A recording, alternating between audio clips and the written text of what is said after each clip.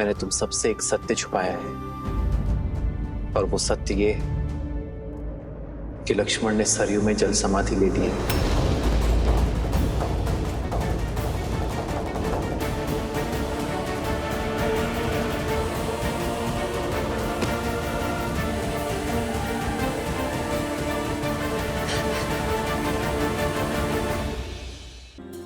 किंतु मेरे लक्ष्मण ने ना रुककर इस संसार में धर्म और वचन का उदाहरण स्थापित किया है, और मैं ये चाहता हूं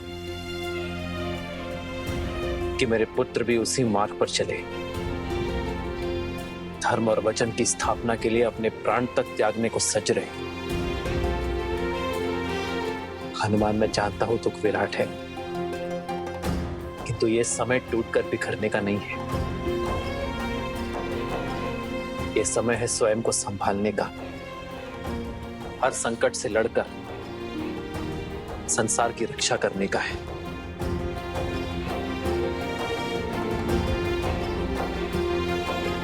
धर्म की स्थापना करना है, रघुकुल की रीत निभाना है।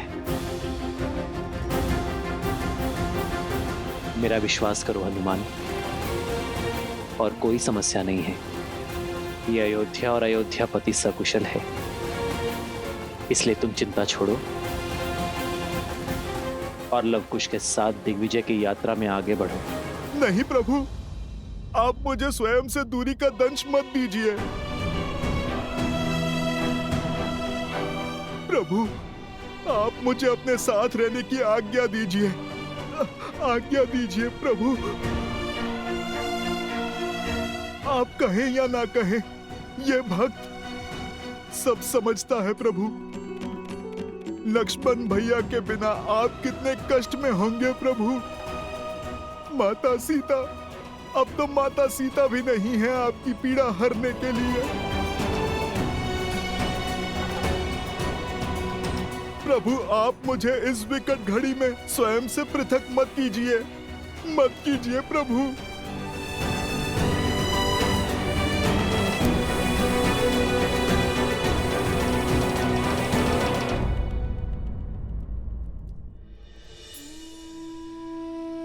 यदि आप हमारे कारण चिंतित हैं पिताश्री, तो आप व्यर्थ में ही व्यतीत हो रहे हैं। वक्त से इस विकट घड़ी में भगवान के साथ उनका सुख मत छीनिए। देखिए ना, आपकी चिंता हनुमान जी के मुख पर प्रदर्शित हो रही है। उन्हें आपके साथ रहना चाहिए, हमारे साथ नहीं। हम पर विश्वास कीजिए और ऐसे एक भक्त की आस मत तोड़िए। हनुमान,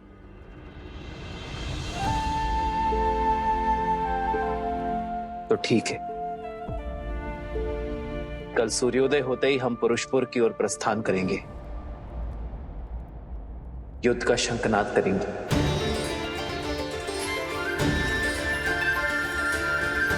और तुम भी हमारे साथ ही चलोगे हनुमान।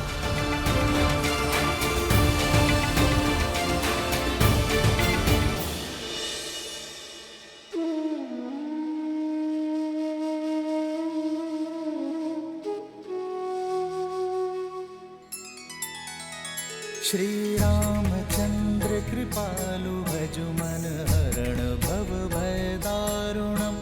नव कंज लोचन कंज मुख कर कंज पद कंजारुणम।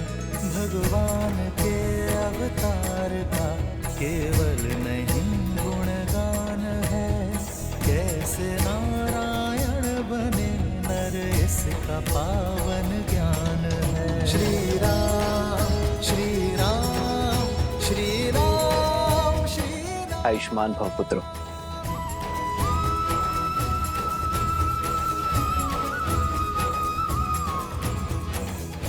अपने दिग्विजय को संपूर्ण करने के लिए सज्ज हो। सेना भी सज्ज है भैया।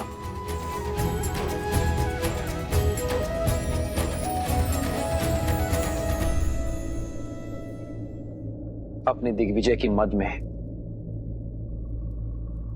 रघुकुल की रीत, सूर्यवंश की कीर्ति को मत भूल जाना पुत्रों। ये सदैव स्मरण रखना कि विजय केवल शस्त्र से ही नहीं, चरित्र से भी होती है।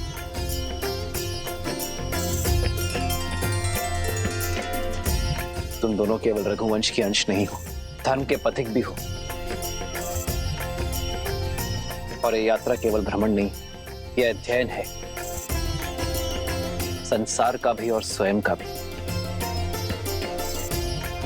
क्योंकि जो स्वयं पर विजय पा लेता है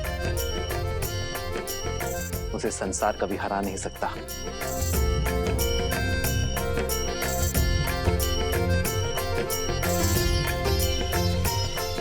आयुष्मान भव।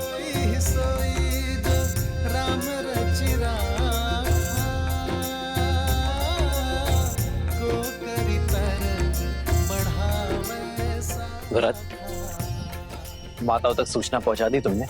जी भैया, संदेश भेजा जा चुका है।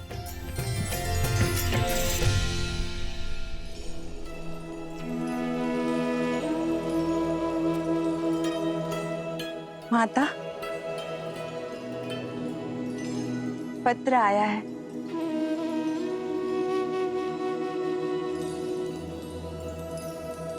प्रभु ने आप दोनों की सुन ली। कल महाराज और भरत भैया की भेंट लव, कुश और हनुमान जी के साथ हुई और रात्रि में भोजन भी उन लोगों ने साथ में ही किया। तुम सत्य कह रही। धन्यवाद नारायण, धन्यवाद। मेरे पोते अपने पिता से मिले, उनका आशीर्वाद पाया, इससे सुखद और क्या हो सकता है। लव और कुश अपने भारत भ्रमण को संपूर्ण करने के लिए आगे बढ़ रहे हैं और राम और भरत पुरुषपुर की ओर अग्रसर हैं। उन दुष्ट गंधर्व के अंत के लिए सच्चे हैं।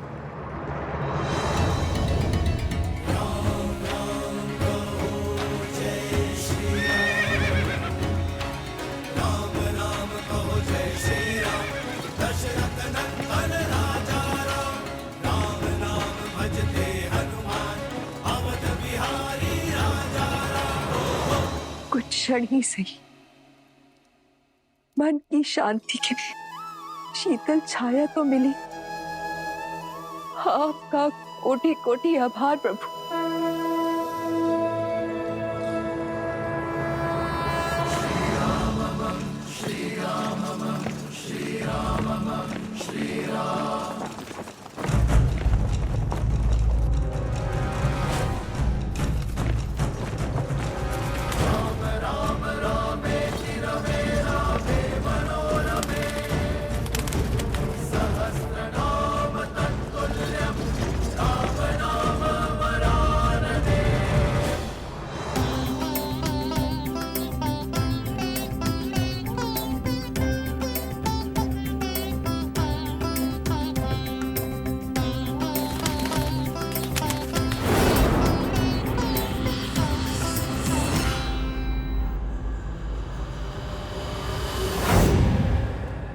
महाराज की जय हो।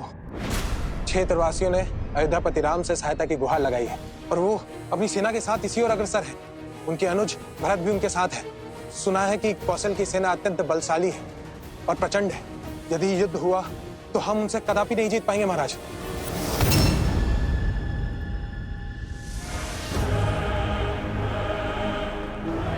जिस सेना के विरुद्ध हमारी जीत असंभव है, वो युद्ध भूमि तक पहुंचेगी नहीं।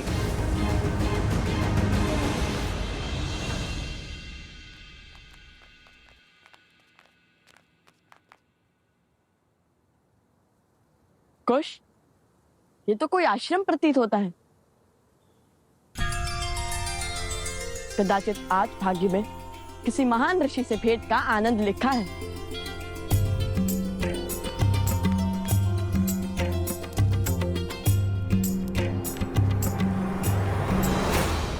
कौन हो तुम? किससे मिलना है? वेशभूषा से नहीं समझे मित्र, हम ऋषि कुमार हैं। महात्मा ऋषियों से मिलने का मन किया तो चले आए। ये कोई धर्मशाला नहीं है, ये ऋषि अगस्त का आश्रम है। यहाँ बिना उच्च ज्ञान, उच्च गुरु और उच्च कुल के बिना कोई प्रवेश नहीं कर सकता। ऋषियों से कुल और वंश नहीं पूछा जाता। साधुओं से मिलने के लिए कुल की नहीं, संस्कारों की आवश्यकता होती है। हम ज्ञान के लिए एक यात्रा पर निकले हैं। अंदर बैठे गुरुवर से भेंट करना चाहते हैं। अब तो जाने दीजिए हमें भीतर। भीतर जाओगे? वो भी तुम दोनों? तुम दोनों इस क्षेत्र में रहने योग्य भी नहीं हो। गुरुवर के समीप जाना तो दूर की बात है। अरे बंधु, इतने सुंदर संसार में किस बात का रोष पाले बैठे हो? कोई समस्या है तो बताओ हमें। किसी ने दंड दिया है तो क्या सुनाओ? ये तो बड़े मायावी लगते हैं। इन्हें कैसे पता चला कि गुरुदेव द्वारा दंड स्वरूप हमें यहाँ पर खड़ा किया गया? पहेलियां मत बुझाओ, सत्य बताओ। तुम दोनों कैसे जानते हो कि हमें चिंता सता रही है? आपसे। मुझसे? भला मैंने कब बताया? समझ गया। ये दोनों केवल मायावी ही नहीं हैं, अत्यधिक चतुर भी हैं। ऋषि कुमारों के भेष में कौन हो तुम? सत्य कहो, अन्यथा संकट में पड़ जाओगे। अभी बताता हूँ। रुको। जो परिचय दिया है वही सत्य है। यदि मन में कोई शंका है तो मत मानो, किंतु हम ऋषि अगस्त्य से मिले बिना कहीं नहीं जाएंगे। ऋषि अगस्त के द्वारपालों को चेतावनी? रुको, अभी तुम्हें ऋषिवर के पास लेकर के जाते हैं। अब वही तुम्हारा सत्य से आवरण हटाएंगे।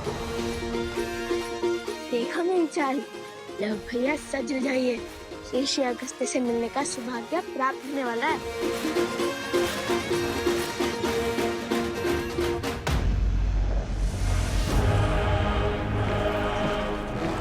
वो देखिए महाराज, राम की सेना घाटी में प्रवेश कर चुकी है।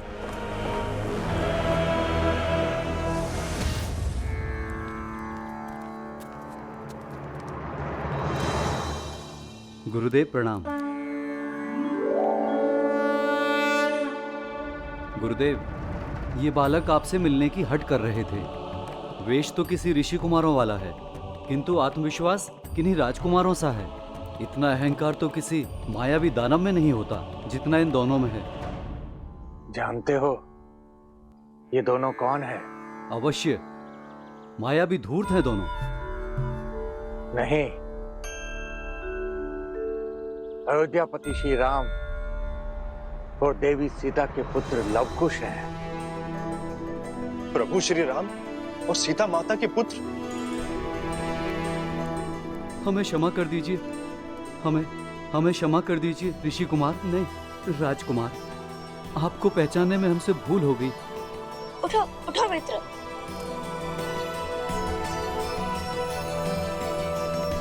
कर्तव्य भले ही राजकुमारों का निभाते हैं, किंतु मन से सदा ऋषि कुमार है। हम भारत भ्रमण पर निकले हैं। हर अंतर, हर भेद को समाप्त करने निकले हैं हम, ना कि उसे बढ़ाने या उसका बढ़ावा देने। अति उत्तम। तुम्हारी वाणी में तुम्हारे हृदय की पवित्रता झलकती है। भारत भ्रमण की इस यात्रा का उद्देश्य तुम्हारी चेष्टा से कहीं अधिक विशाल है। मुझे तो तुम दोनों की कब से प्रतीक्षा थी। हमारी प्रतीक्षा? तुम्हारा यहाँ आना मात्र संयोग नहीं है लवकुश। एक बहुत बड़ा युद्ध तुम्हारी प्रतीक्षा कर रहा है। एक असुर जो अपने मन में तुम्हारे प्रति द्वेष का दंश भरे बैठा है, वो तुम्हारे अंत को आतुर है। ये युद्ध साधारण युद्ध नहीं होगा। ये शत्रु तुम्हारे अन्य शत्रुओं से बढ़कर बलशाली है।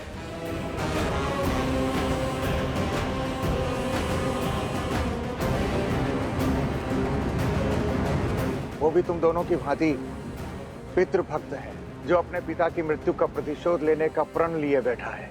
कौन है वो उसे? कुंभकर्ण पुत्र देवावीर।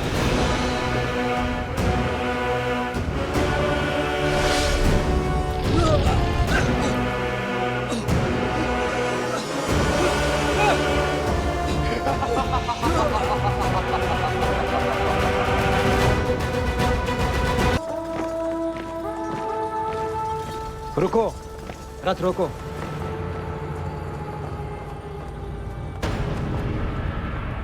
भरत, तुम सेना को लेकर आगे बढ़ो। मेरे पीछे सेना की एक छोटी टुकड़ी पीछे छोड़ते हुए सेना का नेतृत्व करो। मैं तुम्हें इस युद्ध की बागडोर सौंपता हूं। ये मेरे लिए सम्मान की बात होगी भैया, विश्वास रखिए, मैं आपको निराश नहीं करूंगा। और भरत के होते हुए श्री राम को युद्ध भूमि में पग रखने की आवश्यकता नहीं होगी। हुए भी श्री राम ने भरत को अकेले आगे क्यों बढ़ने दिया? वो उनके साथ क्यों नहीं गए? वो तो अंतर्यामी है, सब ज्ञात है उन्हें। आपके प्रश्न का उत्तर भी आपके प्रश्न में ही छिपा हुआ है। जो अंतर्यामी है, जिन्हें सब ज्ञात है, उनसे भला इस युद्ध के परिणाम और प्रभाव कैसे छिपे रह सकते हैं? किंतु संकट का आभास ही तो संकट को टालने में सहायक होना चाहिए ना। सच्चा नायक वो नहीं जो अपने शौर्य की ओट में संसार के प्राणियों को जीवन के संघर्षों से बचाए, अपितु सच्चा नायक तो वो है जो उन्हीं प्राणियों को जीवन के संघर्षों से जूझने के लिए सज्ज करे। जो पक्षी पवन के वेग की परीक्षा को पार न कर सके, वो भला आकाश का स्पर्श कैसे कर सकता है? श्री राम भी भरत के शौर्य को आकार दे रहे हैं। उन पर आज भरोसा कर उन्हें कल के लिए, भविष्य के लिए तैयार कर रहे हैं, क्योंकि अब राम के अयन का अगला अध्याय आरंभ होने वाला है, जो इस युद्ध से बहुत अधिक विराट है, जिसका उद्देश्य विश्व विजय नहीं, जगत का कल्याण है।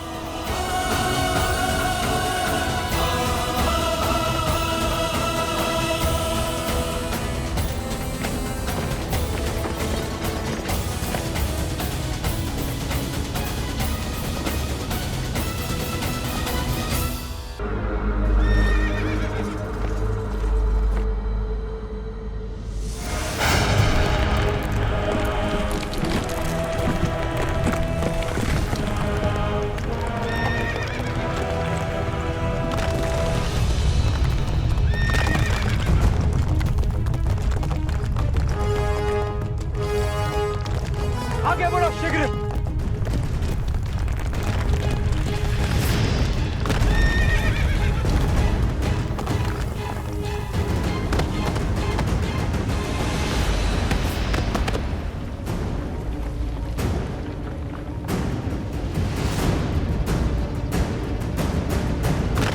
सैनिकों,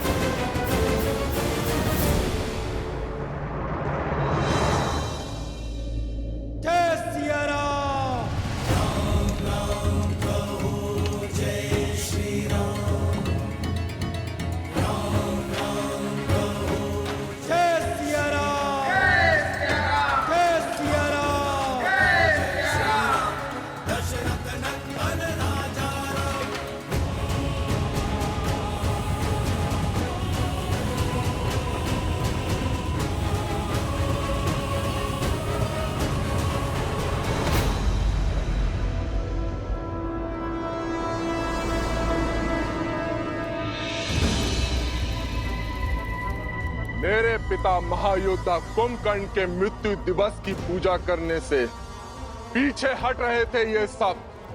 मैंने इन्हें ही मृत्यु का दंश दे दिया।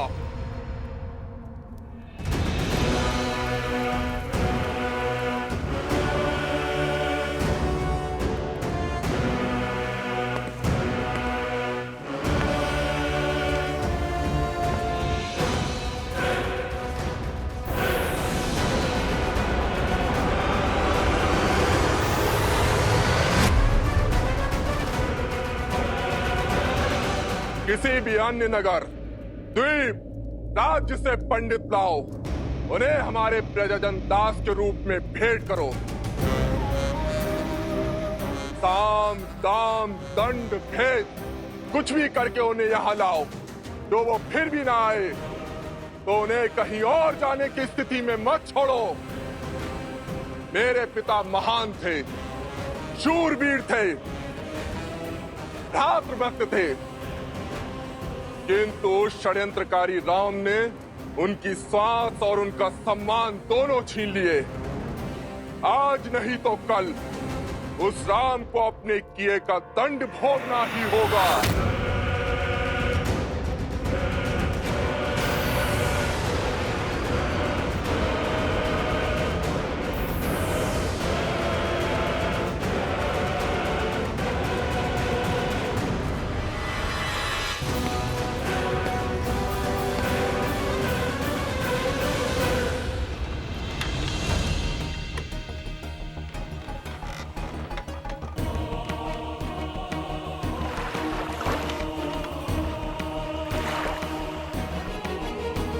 यहाँ से पूर्व की ओर जो द्वीप है, वही है कुंभकर्ण के सौतेले पुत्र देवामित्र का साम्राज्य।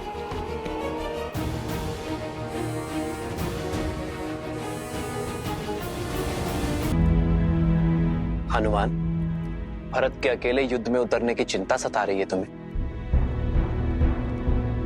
ये रामायण उद्देश्यों का आयन है हनुमान, और मेरा एक उद्देश्य अभी शेष है। कैसा उद्देश्य प्रभु?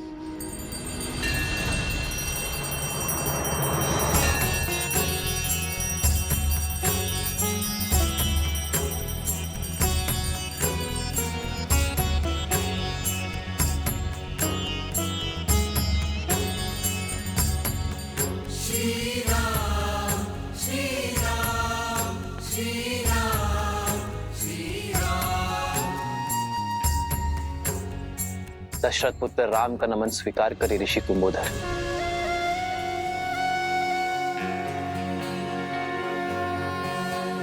मेरा तप और भक्ति आपकी शक्ति बने श्री राम। आशीर्वाद के रूप में आपने तो संपूर्ण संसार दे दिया मुझे। याद था कि आप इसी मार्ग से जाने को हैं। आपके मार्गदर्शन में हिंगलाज माता के दर्शन करने की इच्छा है मेरी। अपने भाई भरत की विजय की प्रार्थना करना चाहता हूं मैं ऋषिवर। हर हर महादेव।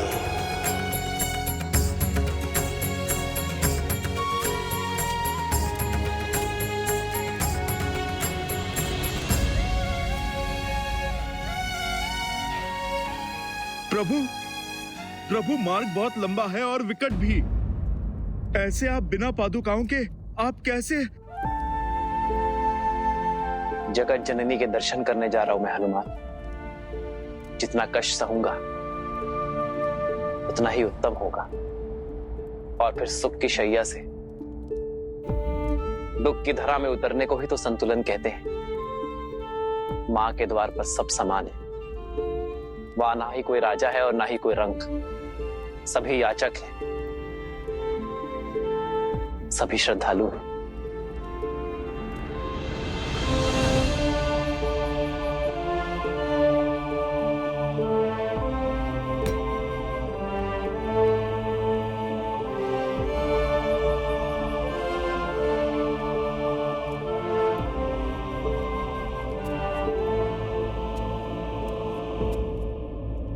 माता हिंगलाज देवी की, माता हिंगलाज देवी की, माता हिंगलाज देवी की, माता हिंगलाज देवी की।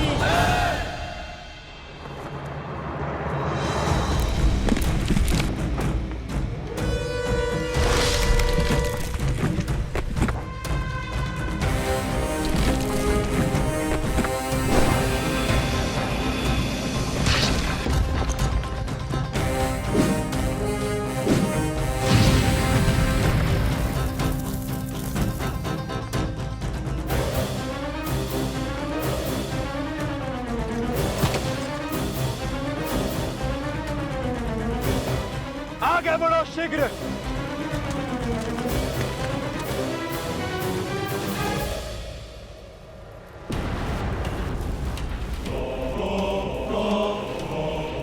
यमदेव, इस युग के अंत का समय आ गया है।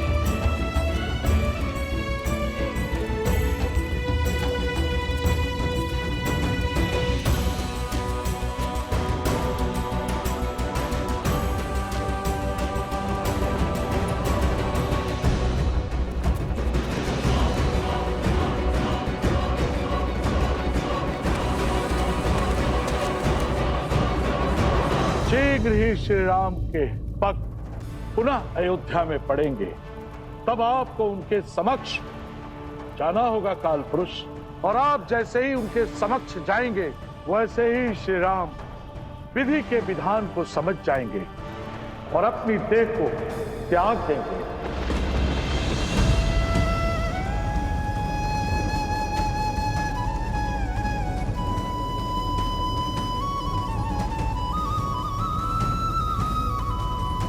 महादेव, मन की शंका सत्य का रूप ले रही है। महादेव, ये नियति का कैसा लेख है।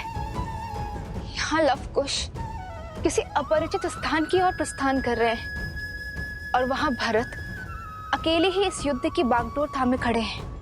एक और काल पुरुष और यमराज श्री राम के समक्ष जाने को सज्ज है, तो दूसरी ओर हनुमान श्री राम से पृथक होने को तैयार नहीं। राम का आयान अब क्या मोड़ लेने वाला है।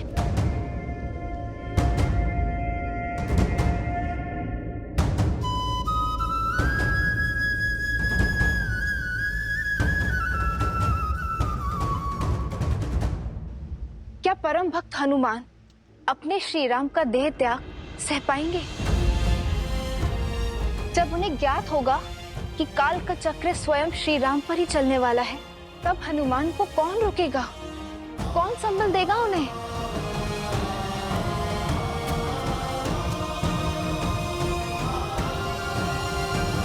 अब तो हनुमान क्षण भर के लिए भी श्री राम से पृथक नहीं होने वाले।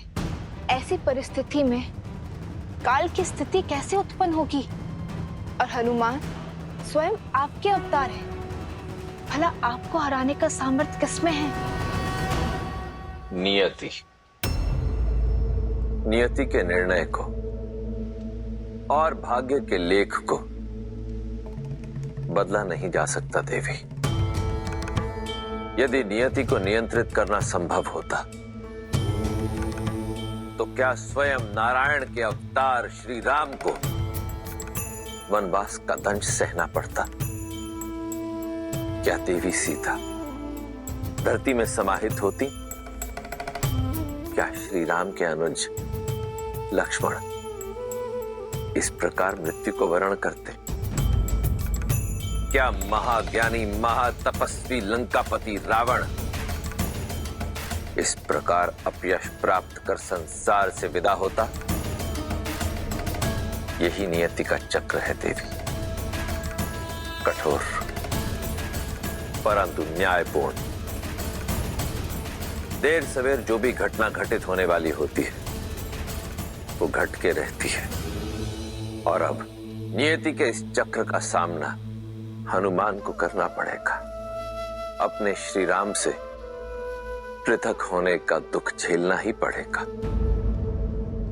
क्योंकि यही घटना इस युग का समापन करेगी देवी।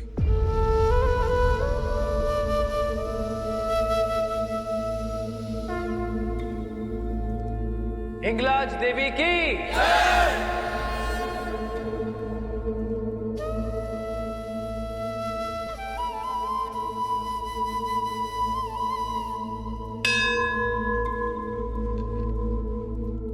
नारायण के नए अवतार की लीला आरंभ होने वाली है देवी, और इसके लिए अनिवार्य है कि श्री राम और ये युग दोनों का समापन हो। अब परीक्षा तो हनुमान की है, क्योंकि भक्त की इच्छा के विरुद्ध तो स्वयं भगवान भी अपने प्राण त्याग नहीं सकते। इसलिए यह आवश्यक है कि हनुमान स्वेच्छा से श्री राम को जाने दे। असंभव। जो हनुमान श्री राम की आह तक नहीं सह सकते, वो सदा सदा के लिए उनका वियोग कैसे सहेंगे?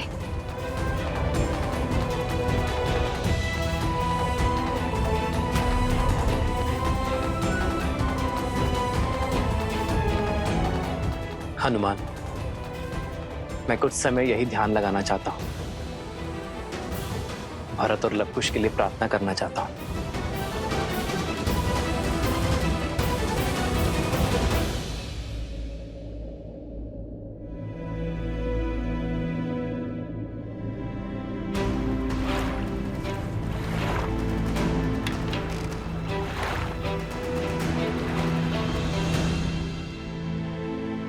जब तक हनुमान श्री राम के साथ हैं, तब तक काल का उन तक पहुंच पाना असंभव है।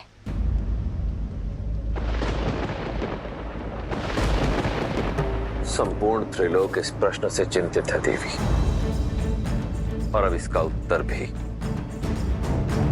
त्रिलोक ही ढूंढेगा। नारायण नारायण। हे परमपिता, आपने उपाय तो बता दिया, किंतु उसे करेगा कौन? आप नारद मुनि, आप करेंगे। अब अद्भुत अद्भुत परमपिता। आप देखिए, मैं अपना हर कार्य मन में आनंद और मुख पर मुस्कान के साथ करता हूं, और नियति के संचालन में प्रभु श्री हरि मेरा उपयोग करते हैं, किंतु साक्षात महादेव के अंश श्री हनुमान के साथ ये नहीं नहीं नहीं नहीं नहीं, नहीं। आप परमपिता, इस घोर संकट को हम मोल नहीं ले सकते। नारायण नारायण। हे परमपिता, यदि भूल से भी हनुमान को इस छल का आभास हो गया, तो वो मुझे कहीं से भी खोज निकालेंगे, और यदि बात प्रभु श्री राम पर आई, तो उसमें तो वो मेरे ही समान है, प्रभु श्री हरि के भक्त। किंतु इस छल के पश्चात हनुमान किसी को भी क्षमा नहीं करेंगे। तब तो हरि का आगमन टालना होगा, क्योंकि जो कार्य हरि के परम भक्त नारद मुनि करने से कतरा रहे हैं, तो उस कार्य को और कौन संपूर्ण करेगा? माता। और यदि ये कार्य नहीं हुआ, तो नियति का चक्र रुक जाएगा। इसलिए श्री राम पर से हनुमान का ध्यान हटाना बहुत ही आवश्यक है। परंतु माता, ये तो लवकुश के साथ भी अन्याय ही होगा ना?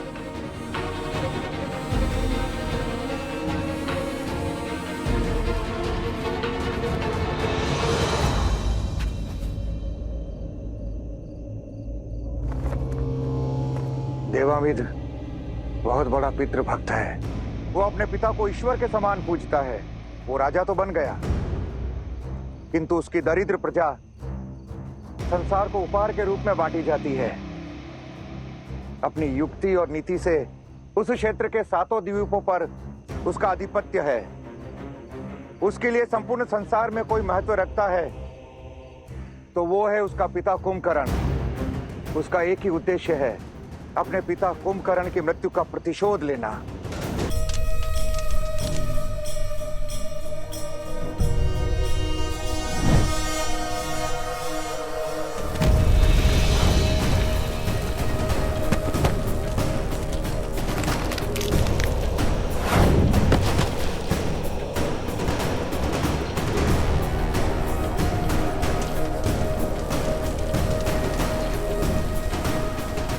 पिताश्री।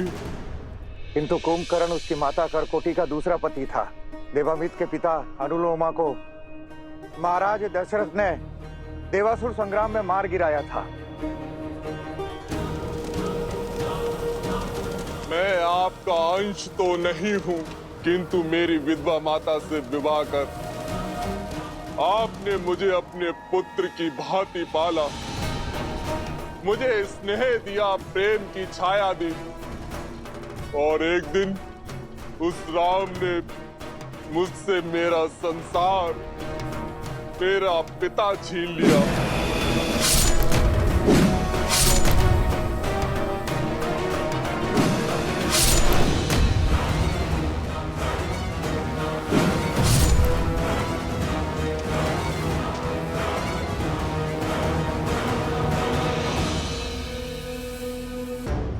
युक्ति का मार्ग भी खोजना होगा। हम सब ऋषि और तुम ऋषि कुमार पूजा के लिए सज होने का स्वांग करके वहां जाएंगे। वहां तुम दोनों उसकी मृत्यु का मार्ग खोजोगे और प्रजा को उसके अधर्म और पाप से मुक्त कराओगे। जो आ गया ऋषिवर।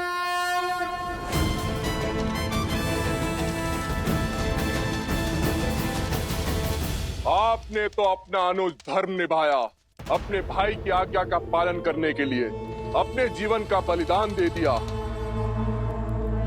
अब बारी मेरी है, मैं अपना पुत्र धर्म निभाऊंगा, आपकी मृत्यु का प्रतिशोध दूंगा। अब प्रतीक्षा है तो बस एक अवसर की, जब मैं राम के कुल का सर्वनाश कर सकूं।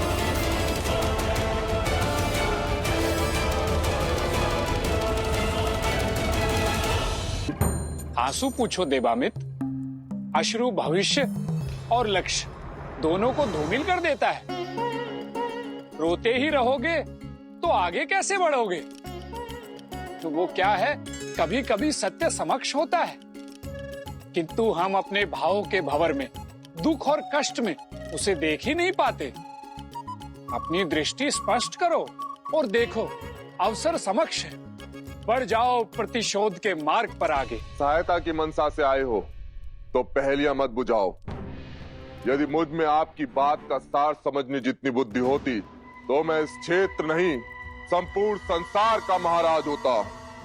इसलिए राजनीति छोड़िए, जो कहना है स्पष्ट कहिए। मेरी बात और उसका सार केवल इतना सा है कि पिता ने पिता का अंत किया, तो क्यों ना इस बार प्रतिशोध पूर्ति के लिए पुत्र पुत्रों का संहार करते।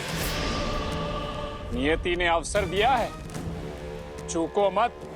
तुम्हें ज्ञात नहीं होगा, किंतु मुझे है। जब तुम एक बालक थे तो तुमने एक पक्षी की रक्षा की थी, उसके प्राण बचाए थे, और उसी कर्म का फल देने आज मैं ब्रह्मदेव के आदेश से यहाँ आया हूँ। फिर भी यदि तुम्हें नारद राजनेता लगता है तो जाने दो।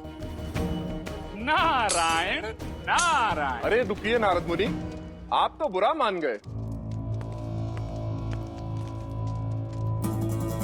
आप अपने पधारने का प्रयोजन बताइए। तो सुनो, अयोध्यापति श्री राम के पुत्र लव और कुश अगस्त्य ऋषि के साथ इसी ओर आ रहे हैं।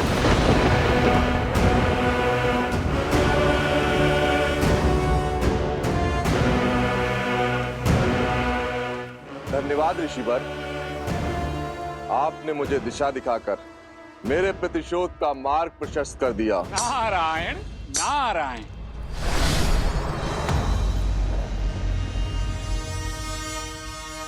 दीर्घबाहु, दुर्पाक्ष, कायासुर, भर्मासुर, तुम सब ने अपने तप से देवताओं से असंभव वरदान प्राप्त किए हैं। अब उनके उपयोग का समय आ गया है। जाओ, लवकुश और अगस्त ऋषि, जैसे ही वो मिले उन्हें बंदी बनाकर मेरे समक्ष लाओ। फिर ये कुंभकर्ण का पुत्र राम के पुत्रों को ऐसी